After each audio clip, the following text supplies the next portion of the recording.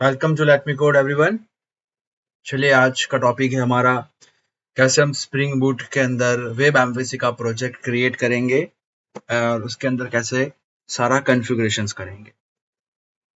So first we have to create a Spring Boot project. So go to the file, new, you can search Spring starter project. अगर यहाँ नहीं है you can go to the other, you can type Spring and you will get spring starter project. Then do next, give the project name. Let's say 24 Spring Boot WWD1. Project type Maven, packaging war, everything is good. Group, artifact, version, description, package com, right? This thing is not mandatory for you. ये चलेगा, ये मेरे लिए है.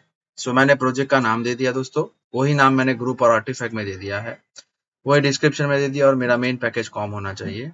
And do next. Spring Boot version I would like to give latest one 3.2.5 basic. उसके बाद हमें dependency select करनी है. पहली बार अगर आप कर रहे हो तो यहाँ फ्रीक्वेंटली यूज में कुछ नहीं आएगा, डोंट वरी.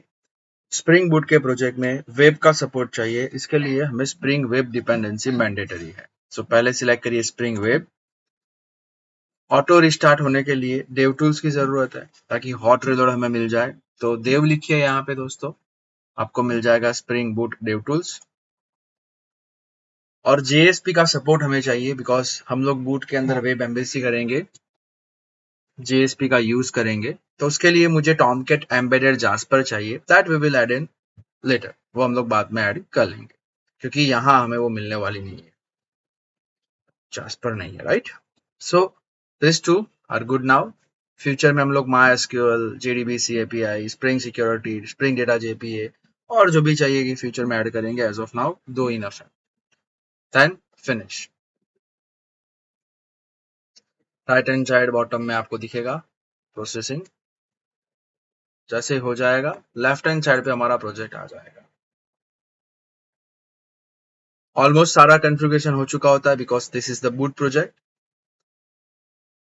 पर एक चीज हमें करनी है, जेएसपी का सपोर्ट देना है हमारे प्रोजेक्ट में. तो लाइब्रेरी डालने के लिए हम pom.xml में जाएंगे बिकॉज दिस मावन प्रोजेक्ट. वहां डिपेंडेंसीज के अंदर हमें वो डिपेंडेंसी ऐड करनी है. उसके लिए आप गूगल में जाइए, वहां जाके लिखिए टॉमकेट एम्बेडेड जास्पर मावन, मिल जाएगा आपको. कोई सा भी वर्जन सिलेक्ट कर लीजिए क्योंकि स्प्रिंग बूट हमारे को उसका कंपैटिबल वर्जन अपने आप सिलेक्ट करके देगा. पता तो मैं क्या बोल रहा हूँ. Just copy this line, paste it here. जैसे ही आप पेस्ट करोगे दोस्तों, वर्जन में येलो वार्निंग आएगा. So that means spring boot will select automatically, so we have to remove it. That's it. ये हो गया हमारा टॉमकेट एम्बेडेड जास्पर. अब हम बनाएंगे हमारे जेएसपी के लिए फोल्डर्स. सो src मेन के अंदर हम लोग एक फोल्डर बना देंगे वेब ऐप करके.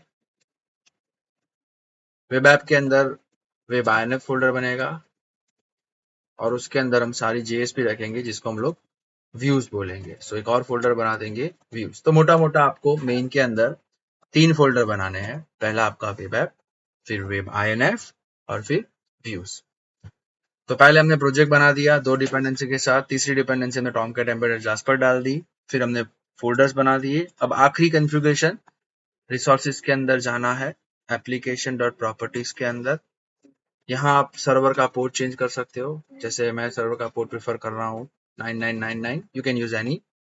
8080 is used by somewhere in my computer, so that I have to change. Default port 8080 होता है.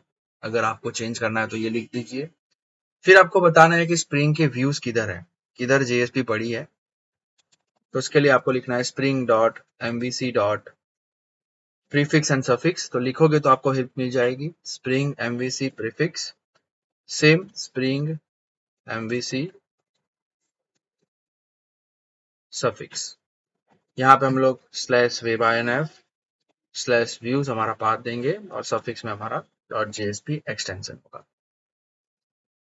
This is all about the basic of configurations of spring web MVC project. कि boot के अंदर आपको web का support चाहिए तो क्या करना है.